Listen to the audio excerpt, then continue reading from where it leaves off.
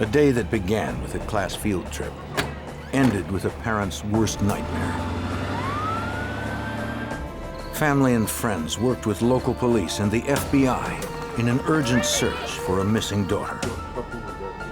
An unlikely suspect eventually emerged in the girl's disappearance.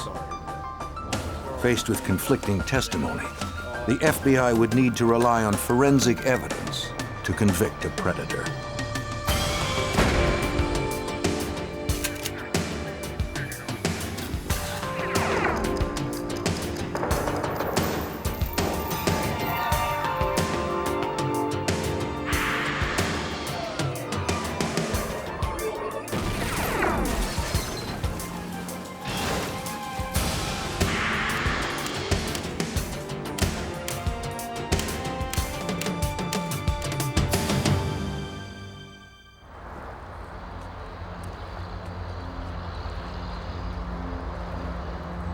Chicago, Illinois, and its surrounding suburbs are home to roughly 10 million residents of various backgrounds and income. People settled here to take advantage of Chicago's economic and cultural opportunities. Families from Chicago's nearby suburb of Elgin were no exception. At about 5 p.m. on May 8, 1997, Wendy Howlett returned to Elgin with her 5-year-old son and her 11-year-old daughter, Brittany Martinez, after enjoying the day at Chicago's Shed Aquarium. The mother of two had chaperoned her daughter's 5th grade class on a field trip to the famous institution. She was just all excited about her field trip to the Shed Aquarium. And I had 5 of her girlfriends with me. They had a great time. They liked the sharks, the turtles. We had lunch outside, seeing the boats, seeing planes going by. Brittany just had a wonderful time. Brittany and her friends were eager to play outside on the first warm day of spring. The 5th grader was her mother's eldest from a previous marriage. While upstairs with her son, Wendy heard her daughter call up from the street. Brittany asked if she could go to a nearby park. I looked down the window and she was looking up, and I said, no, you can't go, because I thought she was maybe just going with one friend, and she actually went with 5, and I'm like, okay, there's a group, you can go. Just be back by 6 o'clock. All right, have fun. The park was only 2 blocks away. Her son was too young to go with them, so Wendy offered to take him to his Aunt Pam's new house for a short visit. Since Pam lived in the neighborhood, the walk would be brief. On the way out, Wendy left Brittany a note, then bumped into her downstairs neighbor. She told him that if he saw Brittany return before 6 o'clock, her daughter had 2 options: wait for her mother upstairs or come to her Aunt Pam's house alone. 45 minutes later, Wendy had returned from Pam's without seeing Brittany. She figured she was still at the park with her friends. Wendy fixed a quick meal for her son while she waited for her brother to pick her up for work.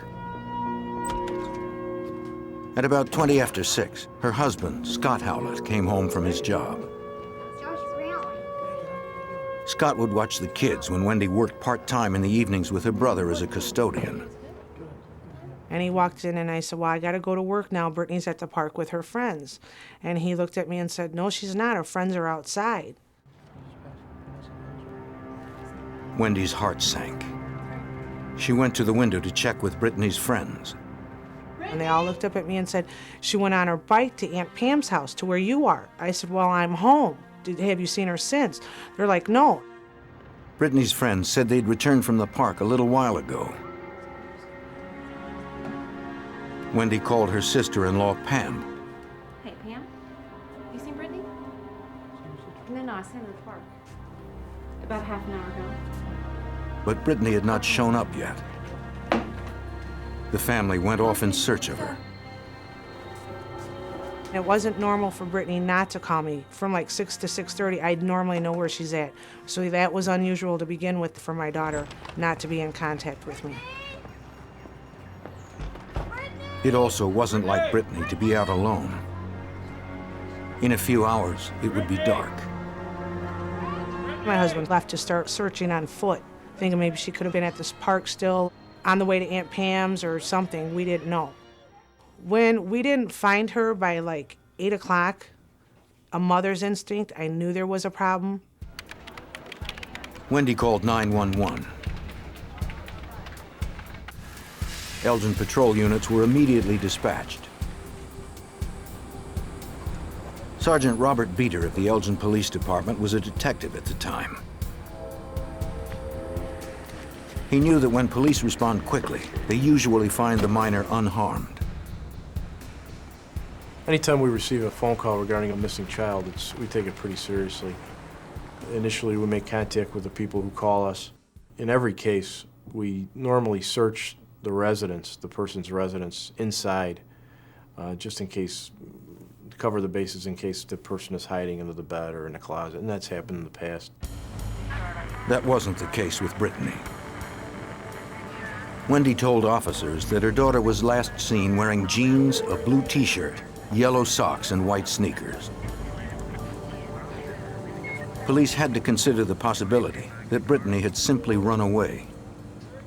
They started asking me about my daughter, and they're like, well, are you sure she's not at her friend's house? I said, the friends she would have been at, they're right there. They started asking me, are you sure she didn't run away? Was she angry? Was she mad?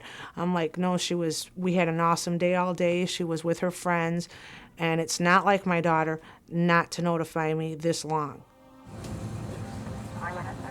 Investigators next questioned the Howlett's downstairs neighbor. He said that Brittany and her friends came back from the park at about 5:50, 20 minutes before Wendy had returned from her sister-in-law Pam's house. The neighbor said he gave Brittany the message from her mother. She could wait upstairs or go to her Aunt Pam's alone. According to him, Brittany seemed excited about going to see her aunt.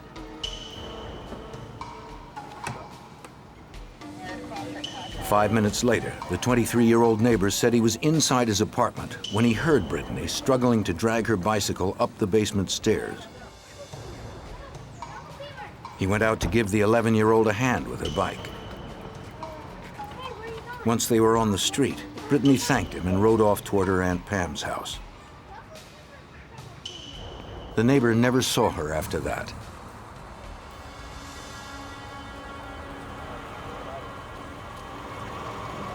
As word of Brittany's disappearance spread, more police and family members continued to gather to help in the search. At around 9 o'clock, Wendy's younger brother, Eddie Milka, pulled up. Brittany's uncle was shocked by the news. He told his worried sisters that he had also seen Brittany outside the apartment at around 6 o'clock when he had stopped by to pick up Wendy for work. He'd gone to work alone when he learned Wendy wasn't home. Milka said he would go to search for his niece at the park. Investigators continued to question people who lived close by, hoping someone had seen something that could point them in the right direction. But no one else had seen the 11-year-old on her bike after she left her house.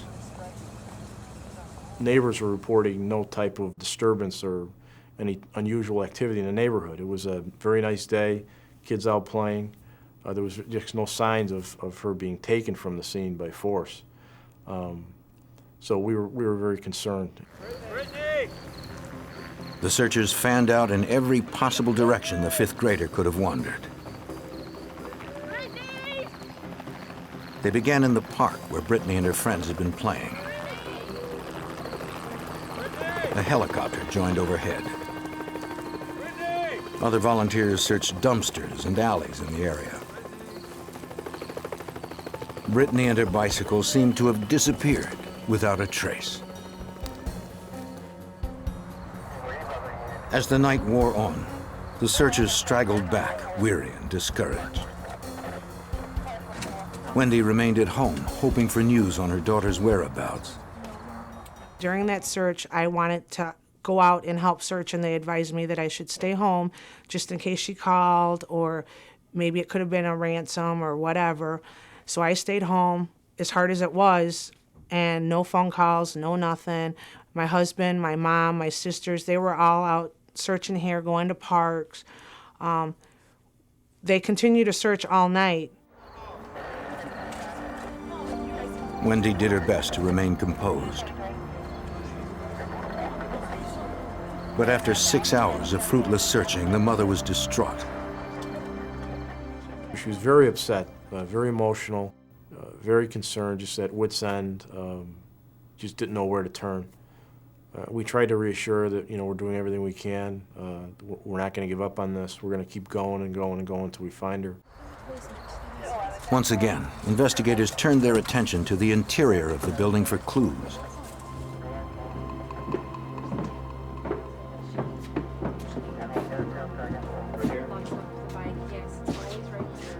In the basement, they were surprised to find Brittany's bike. The chain was unsecured. It wasn't like Brittany to leave it unlocked. So, you heard it? Or heard her bring The bike was Brittany's prized possession. The neighbor told police he never saw Brittany return after she rode off. So you hear her come down the steps normal. Investigators believe that the bike must have been returned before 6:20 when Scott Howlett, Brittany's stepfather, came home from work. Hoping for a lead, several officers returned to the station to search the database. Illinois state law requires that all convicted child molesters register with the local police. Investigators sought past offenders whose records might point to a likely suspect. Obviously, your number one concern would be if there's anybody in the area that could be prone to this type of behavior, taking a young child. So we naturally assume, let's cover the base with sex offenders. They discovered that a registered sex offender was known to reside a few blocks away from the missing girl's apartment. Local officers knew the man was currently homeless and lived in his van. They also knew where he usually parked at night.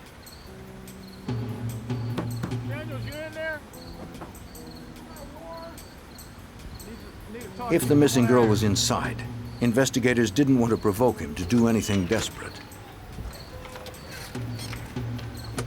Brittany was not there. Nothing inside indicated Brittany had ever been in the van. He claimed to have no knowledge of the missing girl and gave the detectives an account of his activities that day.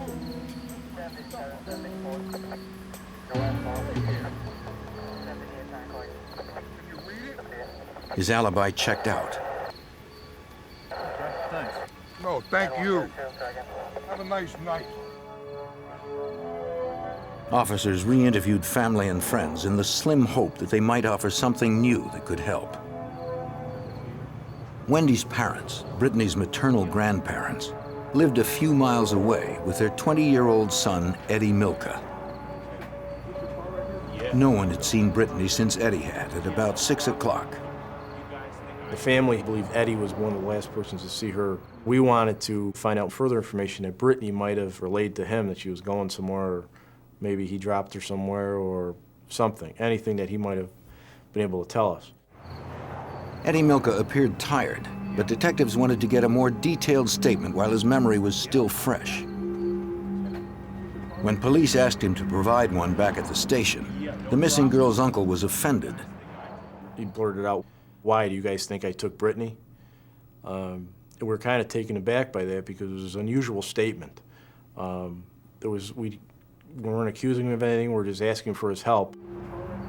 Despite the offense and the late hour, Eddie agreed to talk to them at the station. Anything to help investigators locate Brittany. Mind if we take a look at your car? Sure. He also allowed police to search the car he'd been driving to quell whatever suspicions they may have had. In that type of a search, you take a look and see if anything would draw your attention to the car. Maybe some item of clothing that she was wearing at the time. Not that we expected to find that in there, but we need to explore all avenues. There was a garbage can in the back seat of the car. There was a vacuum cleaner in the trunk of the car. And that didn't surprise us because Wendy had told us that that's what they do. She and Eddie clean places at night generally. Eddie accompanied the police to the station. Detectives hoped he'd have the answers they needed to find his missing niece.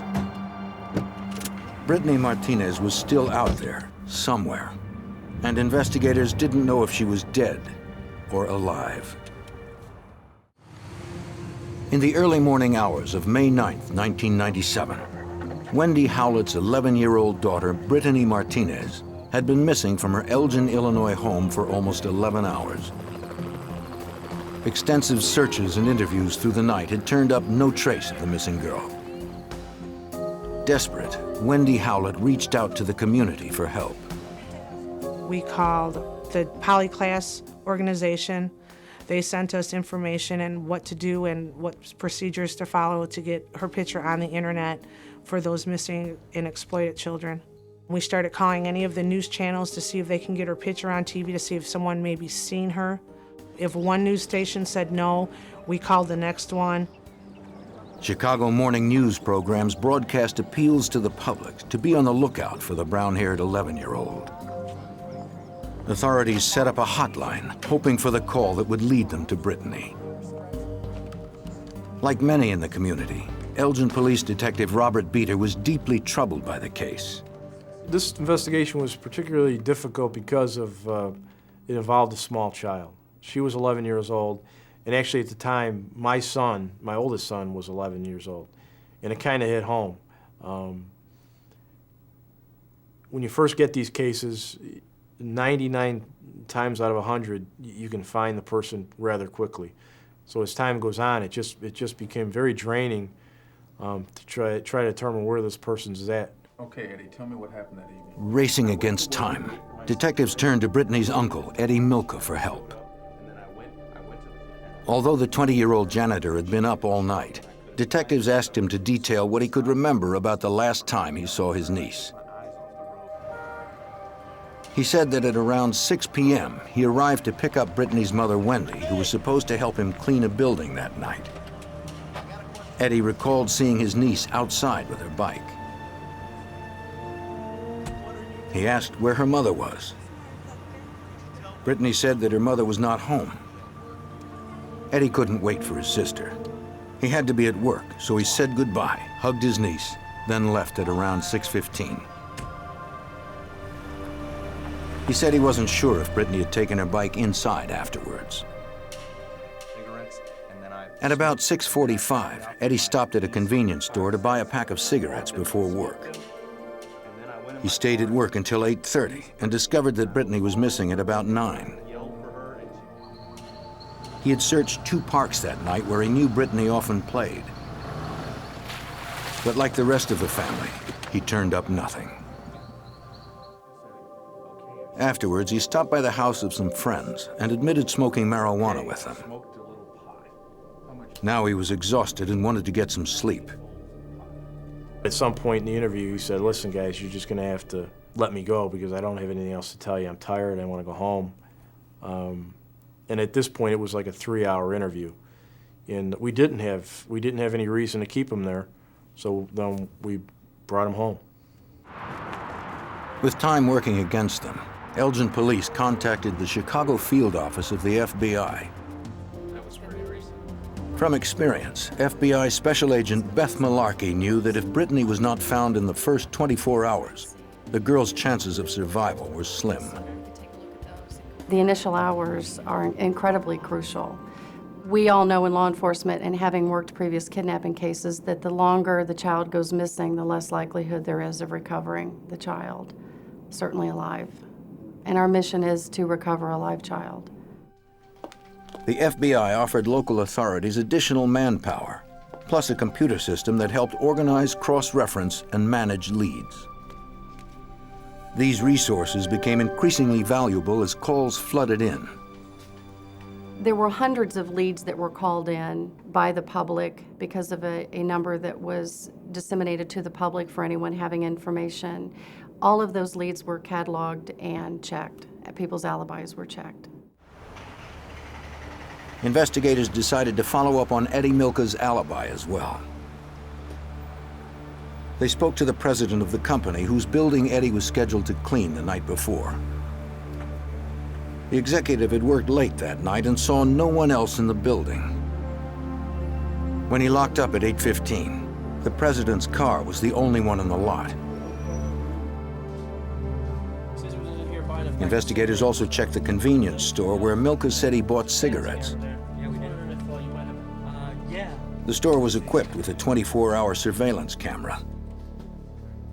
The detective scanned the video recorded on May 8th from 6 to 8 p.m.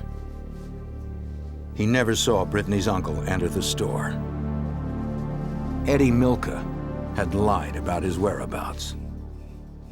The other family members were interviewed, and what they told us turned out to be true. All their whereabouts were accounted for. Other people were able to verify their statements. Everything that Edward Milka told us turned out not to be true.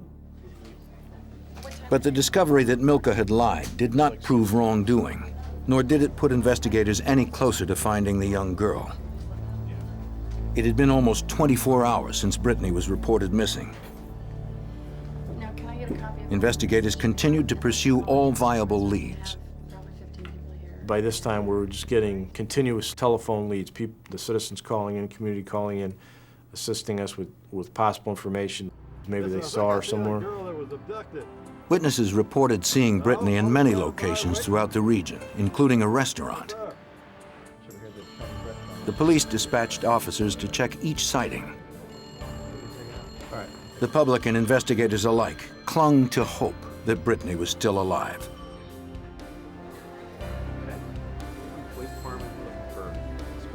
Each time officers responded, they were disappointed. Police found only conflicting stories and unconfirmed accounts.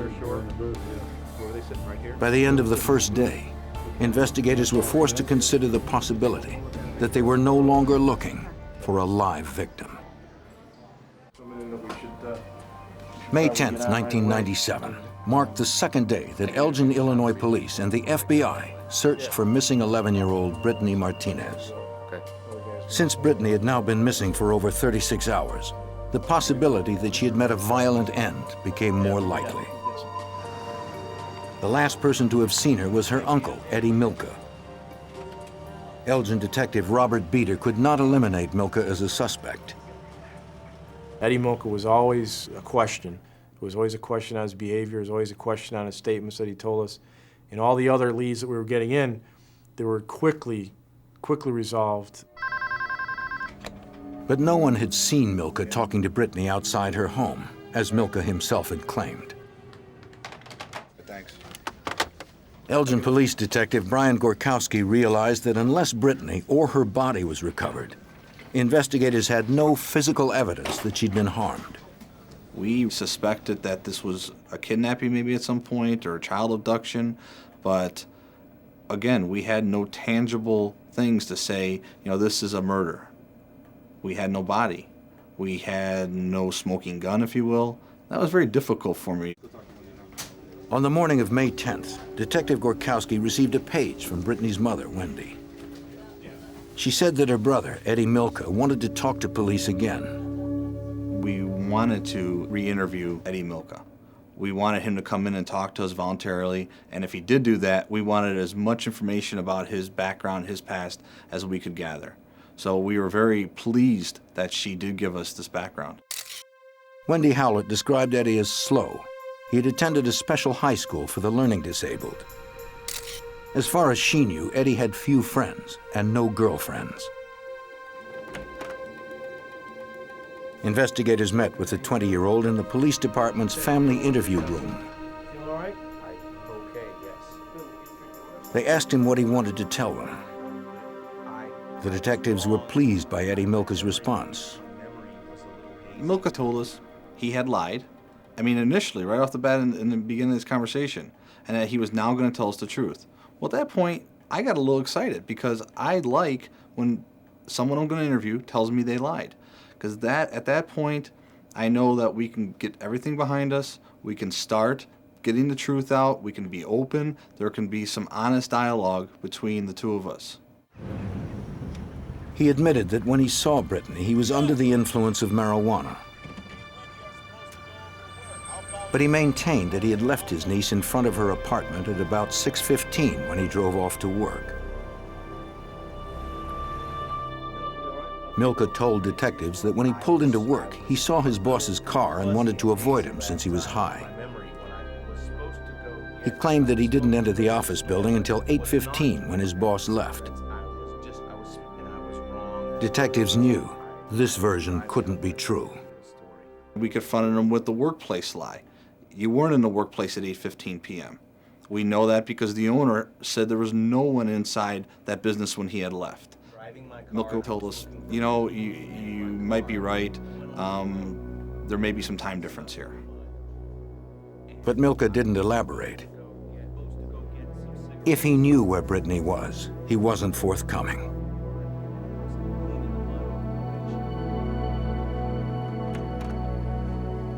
Investigators tried a new tack. Let's take our time. I asked him to imagine where Brittany was at this point in time because he was the last one to see her. He began to rub his temples, he closed his eyes, and then he said she was in Elgin, then she was near Elgin, that she was cold and wet. He continued to reiterate that constantly. We asked if she was breathing. He said that she was not. We asked if she was bleeding. He told us no, she wasn't bleeding. Milka asked for a cigarette. I know she's dead. He started pacing and mumbling, then asked the detective to write down what he was about to say.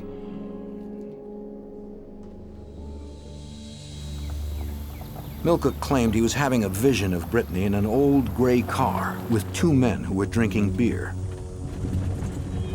He also saw farmhouses, a dirt road, gravel, rocks, and a creek. He added that the men had touched her all over, but he didn't stop there.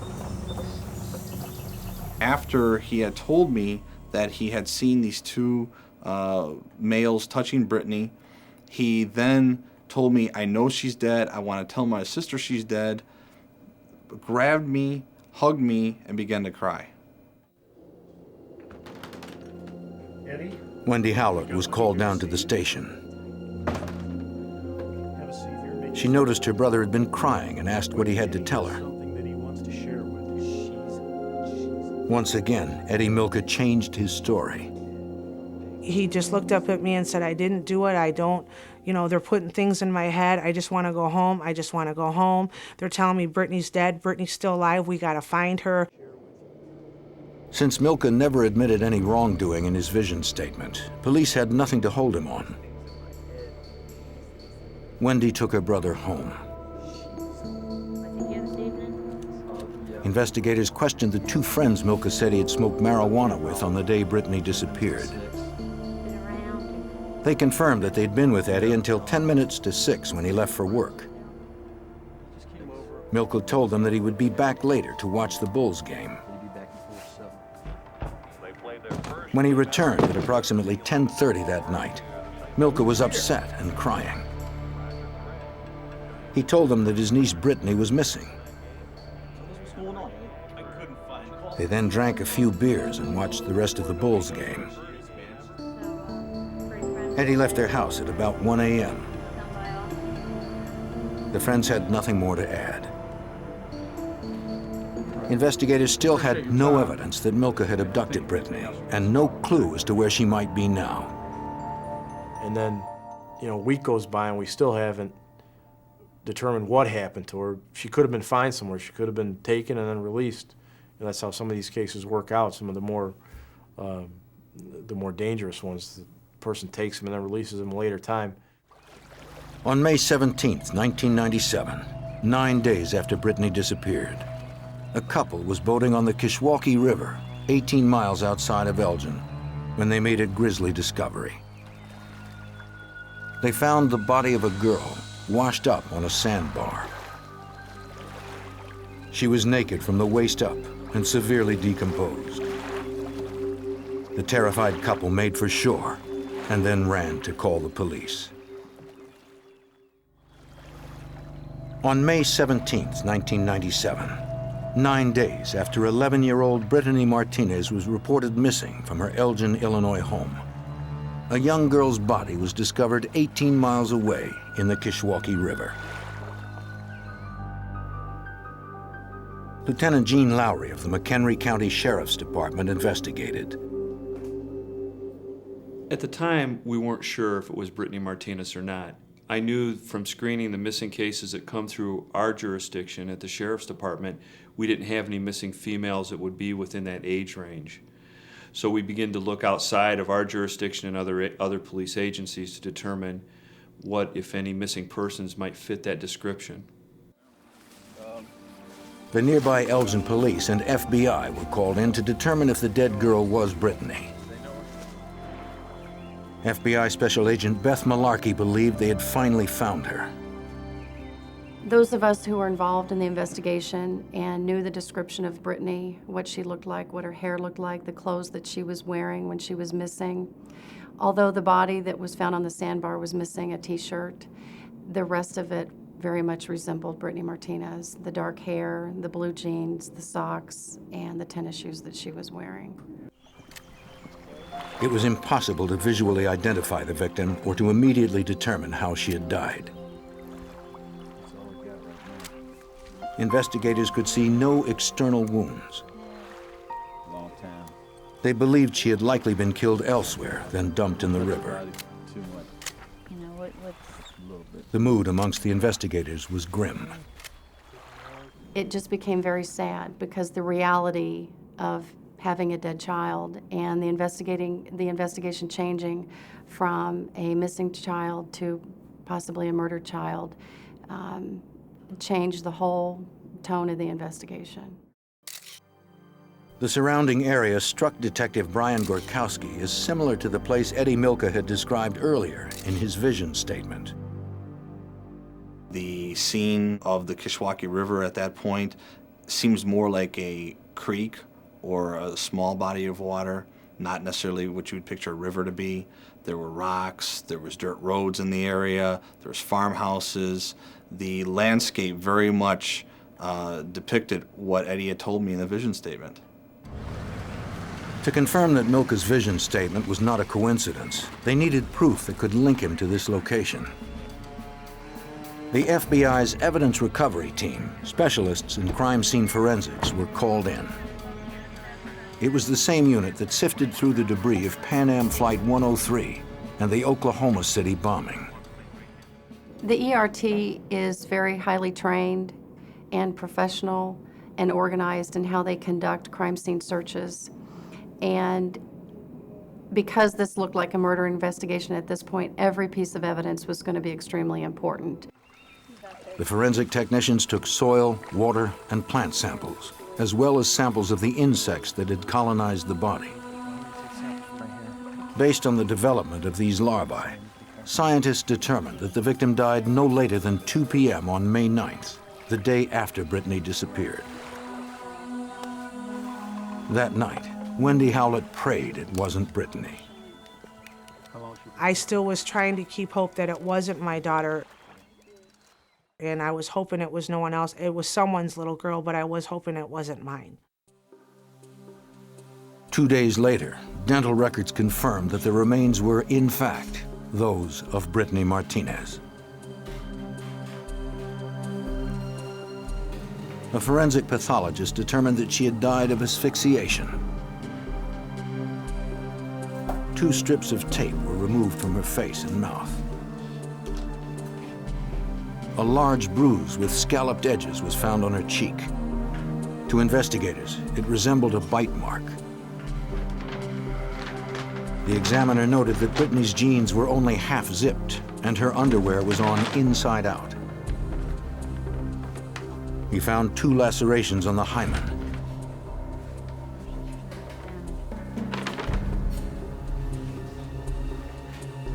The pathologist concluded that the 5th grader had been sexually assaulted immediately before or at the time of her death. It would take several more months to process Brittany's clothing and tissue samples at the FBI lab. Special Agent Malarkey wanted to make sure that the analysis was thorough. I have to say that I didn't sleep for several days after that because seeing her, seeing the state that she was in, and understanding the magnitude of what took place. Detective Robert Beater hoped the discovery of Brittany's body and clothing would provide the physical evidence they needed to catch her killer. When it was final, at that point we could notify the families and really start digging our heels and focusing on some of the evidence we had already recovered. For the past 11 days, Wendy Howlett had nourished the hope that her child was still alive. Now, that hope was dashed. The Howletts' worst fears had come true. When they told me that it was my daughter, it is the worst feeling that you ever want to know. I can't even describe the pain that it goes through because that was my only girl. And I wish this upon no one. Not even my worst enemy do I wish this upon. And like an hour after my daughter, they confirmed that it was her, I went into her room and started breaking things. And then I got even more upset because I was breaking her things and I still was hoping she was alive, even though I knew she wasn't. Investigators speculated on why Brittany's body had come to rest in a river 18 miles from her home. Lieutenant Jean Lowry asked Brittany's mother if the location seemed significant. And at that time, she had indicated that her father was an employee of the Milwaukee Railroad and had since been retired or disabled, and the family spent many summers at the Railroad Museum in Union, Illinois, a very, very short distance from where Brittany Martinez's body was found. Eddie Milka had spent time there as well. Investigators secured a warrant for samples of his blood, saliva, and hair. They were forwarded to the FBI lab so examiners could begin the lengthy work of DNA mapping. Milka's genetic profile would be ready for comparison to any foreign DNA recovered from Brittany or her clothing. A forensic dentist also took impressions of Milka's teeth. Investigators suspected the mold would match the bite mark found on Brittany's cheek. The dentist compared the cast to a blown-up photo of the indentations on the victim's face.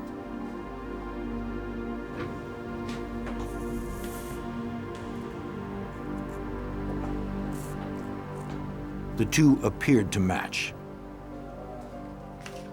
But due to advanced decomposition, the bite mark was distorted, so the dentist could not be absolutely certain Milka's teeth had made the mark. The results were inconclusive. Authorities still lacked the physical evidence needed to make an arrest. They obtained a warrant to search the impounded Lincoln town car they believed Milka had used to drive Brittany to the river. Soil samples collected from the wheel wells were found to be too common to prove where the car had been. Investigators hoped something on the inside would be more promising. Among the clutter in the back seat, agents found a paper cup from a fast food restaurant. Its lid was stained red with what appeared to be blood. The lid also held a partial palm print that matched Eddie Milka's. Brittany's fingerprint, along with her mother's, were found as well. Matted in the fibers of the backseat floor mat, they found more red stains. Agents secured samples of fibers from the floor mat and upholstery. More than 140 items were collected from the car and forwarded to the growing caseload at the FBI lab. Since the lab would take months to complete tests, Lieutenant Lowry asked Brittany's relatives to recall if anyone had been injured inside the car. Brittany's maternal grandmother, Milka, remembered that the 11-year-old had had a nosebleed in the car on the day of a family outing. Brittany's other grandmother said she was also there that day but did not recall the incident. The Milka family painted it as, yes, there was a bloody nose in the vehicle, and these circumstances occurred. The other side of the family painted a dramatically different picture, that there was absolutely no evidence of a bloody nose. Family members on the two sides were lining up against each other.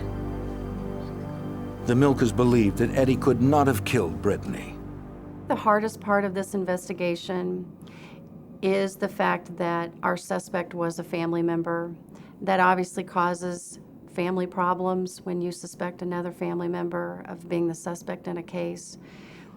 That became difficult to overcome because we wanted the family's cooperation, and it's difficult for the family to keep cooperating when one of their own becomes a suspect. Though circumstantial evidence pointed to Eddie Milka, contradictory stories and no confirmed physical evidence meant that investigators might never be able to charge Brittany's uncle with her murder. By early December 1997, 6.5 months had passed since the body of 11-year-old Brittany Martinez was discovered in a river 18 miles from her home. Her uncle, 20-year-old Eddie Milka, was the prime suspect and agreed to provide tissue samples, though his side of the family believed he was not responsible. Without substantial physical evidence, it would be difficult for the FBI and local investigators to charge him with murder. Examiners at the FBI crime lab in Washington, D.C., had spent months sifting through hundreds of pieces of trace evidence collected during the investigation. Karen Lanning, a scientist in the FBI's Trace Evidence Unit, received Brittany's clothing and coordinated the examination.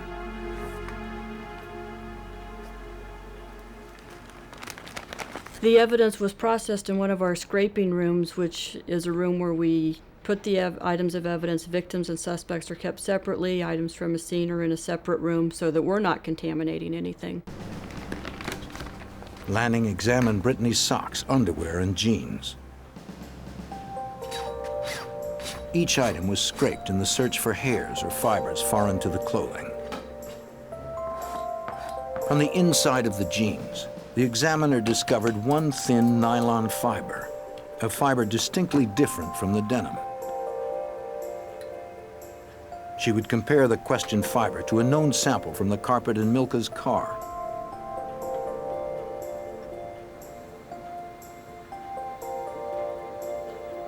The fibers matched. In 4 additional tests, her results were the same. Investigators theorized that Brittany had been in Milka's car with her jeans removed, since the carpet fiber was found inside of her jeans. But the fiber match alone was not enough to prove the theory, since that type of fiber was common to many cars. I couldn't say the fiber came from that carpeting as opposed to another carpeting just like it. So if there were 2 cars that were the same, I can't say it's from car A versus car B. Investigators hoped the remaining evidence would prove more conclusive. Special Agent Melissa Smers, chief of the Mitochondrial DNA Unit 2 at the FBI laboratory, was a serology and nuclear DNA examiner at the time. It was her task to determine if any of the victims' or suspects' fluids were present on the evidence. She found Brittany's clothing too contaminated to test. Brittany had been dead for approximately 9 days before she was found. Because of that, she had started to decompose, and the clothing that she had on her showed evidence of that decomposition. Agent Smers instead focused on the red stains found on the fast food cup and carpet taken from Milka's car. She determined that the stains were human blood. Through DNA testing, she'd find out whose. The examiner compared known samples of Eddie Milka's and Brittany's DNA to that found on the cup and carpet. Agent Smers concluded that the blood in the car had come from Brittany. The probability that someone else had bled on the cup was at least 6.4 million to 1. It was enough to issue a warrant for Eddie Milka's arrest. On December 18, 1997, over 7 months after Brittany disappeared, Eddie Milka was charged with murder, aggravated kidnapping, and predatory criminal assault of a child. His arrest took his sister Wendy Howlett by surprise. I not only lost my daughter, I am now losing my brother to something I know he didn't do. And I was more stunned and in shock than anything that, you know, this can't be happening. This nightmare's got to end somewhere. In order to protect her brother, Wendy Howlett said that it was unlikely that Eddie would have driven to the river in McHenry County since he had never been there before. She told Lieutenant Gene Lowry that the railroad museum the Milkas went to as kids was not in that area as she had previously stated. Wendy began to change her story for whatever reason and backed off on that statement. That again forced us to re-interview her and try and determine, you know, where she was in regard to that statement, because it would be key in determining what the connection was to McHenry County. James McAuliffe of the McHenry County State's Attorney's Office knew the trial would be difficult. Two of the key witnesses, Eddie's sister Wendy and Eddie's mother, would testify on the suspect's behalf. I have those expert reports. We had to impeach some very sympathetic people for whom our hearts went out, but we had no alternative because they had changed their story so much. So we had to, in effect, attack our own witnesses and members of the family who had suffered such a terrible loss.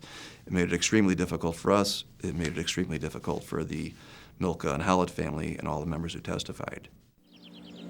On April 21st, 2000, nearly 3 years after Brittany's death, the case of the state versus Edward Milka went to trial. The prosecution called more than 50 witnesses. In closing arguments, prosecutors told the jury how they believed the murder had taken place. They believed Eddie Milka had helped Brittany return her bike to the basement.